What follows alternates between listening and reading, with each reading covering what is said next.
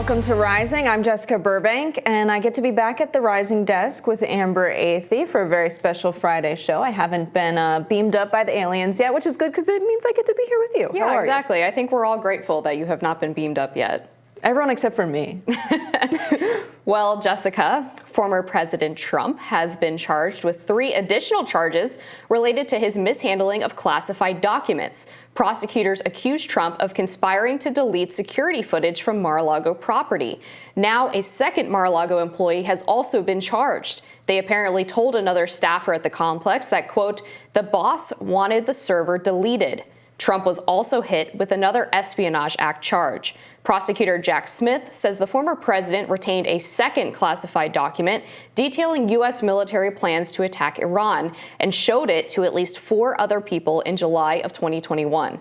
Trump, of course, hit out against the new charges, telling Fox News last night that the allegations are, quote, ridiculous, as well as election interference at the highest level. Writer Michael Tracy questioned the strength of Smith's case, tweeting, can someone explain how it safeguards national security to indict the Mar-a-Lago maintenance guy? Of course, for the voluntary interview he gave to those friendly FBI agents when the initial indictment was handed down on Trump for alleged Espionage Act violations. The immediate expert consensus was that the case was a slam dunk, that prosecutors had Trump dead to rights. 6 weeks later, they resorted to ensnaring Carlos, the maintenance guy. So I think it's funny to talk about the Mar-a-Lago maintenance guy like this. More charges coming out against Trump is shocking. He is facing charges in Florida, in New York. Looks like something's going to come out of Fulton County very soon, and also D.C. He's got his hands full. Yeah, it's a lot of work for him, clearly, and his legal team, and he is apparently trifling through lawyers like nobody's business. Yes. But this whole scenario about the maintenance guy is very interesting because Carlos, I can't remember his last name, but his full name is Carlos the maintenance guy. That's Carlos, yeah, exactly. Yeah. Carlos the maintenance guy. So he actually went into the FBI for a quote unquote voluntary interview, which is a great reminder that the FBI is never your friend. Yes. And you should never voluntarily speak to them ever, especially without a lawyer present. Mm-hmm. And he did exactly that. And now they're accusing him of giving false statements during this interview process, which looks to me like an attempt to get him to flip, right? They're trying to put pressure on this guy to see if he will say negative things about Trump and say that they were conspiring together to illegally destroy these surveillance tapes or some of the documents.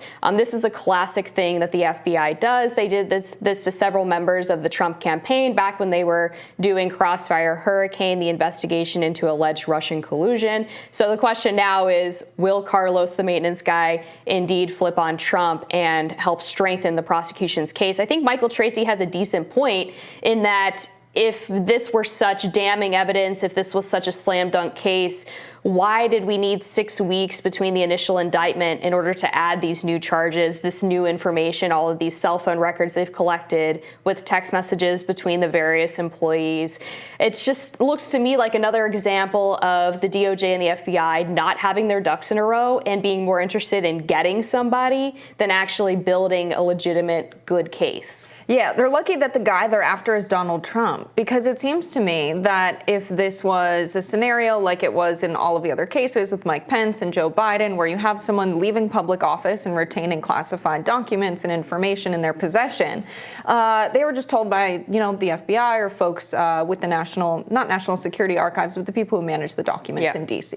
Like, oh, some of these, are missing. It's possible that they're in your possession. And they're like, oh, okay, like, my bad, here you go. Donald Trump, on the other hand, starts deleting security footage at Mar-a-Lago, says, I'm not going to give the documents back. Everybody else does this. So it seems more likely in this case, rather than getting him on illegally retaining classified information, the obstruction of justice charge seems to be the one that would make more sense to get him on, because so many people are like, this is political prosecution. So many other people retain classified information. I think what makes this situation more egregious is that he tried to retain the documents and he tried to hide evidence that he had the documents by deleting the security footage and saying, I don't have them. I'm not going to turn them over. Yeah, we'll have to see how they can prove that he was specifically involved in this alleged deletion of the security footage. Apparently, the claim is that Carlos actually flooded the pool intentionally to destroy the room where the servers were and where these security cameras were. That seems like it would be a difficult thing to prove in court, that he intentionally flooded the pool. So we'll see how that happens. On the retention point, I think the best comparison is not even between Trump and Biden and Trump or Trump and Pence. It's actually between Trump and Obama, because Obama also had taken classified documents when he left office, even actually while he was still president, and had them rented in a rented private facility called the Hoffman Estates. And when the National Archives discovered that Obama had these documents, they didn't try to negotiate getting them all back. Instead, what they did is they actually worked out this deal where Obama was able to keep the documents at the Hoffman Estates, but the National Archives technically had ownership of them and had stewardship of them. So Obama still had possession of them, still had access to them, but NARA was technically in charge. And so to me, it seems like the correct analogy here would be that NARA and Trump were going through this negotiation of how he could properly secure the documents, of which ones he needed to return and which ones they were allowed to keep. And that was the process that was taking place before that Mar-a-Lago raid by the DOJ. And yet, the difference here is that Trump is now being indicted for retaining the documents, whereas Obama was allowed to keep them. So why was NARA so insistent that Trump wasn't allowed to have any of these in his possession when the previous standard would suggest otherwise? Yeah, I think the main difference between Trump's case and that case is just that Trump so egregiously was like posting on Truth Social, like, yeah, it's no big deal that I have the documents. Basically, it's so many admissions of guilt, one after the next, for the crimes that he's facing. It makes our justice system look like an absolute joke, because here you have this guy who not only admitted to, manipulating the situation where, he has this case in New York with Stormy Daniels, hush money to Stormy Daniels, and he basically admits everything that happened. Now we have to prove it in a court of law, something that he's admitted publicly. And when you have a good, pricey lawyer, you can make it so that statements like that are not admitted as evidence when they're a clear admission of guilt. And it makes our justice system look like a joke when you can't find someone guilty for a crime that they've admitted in public that they've committed.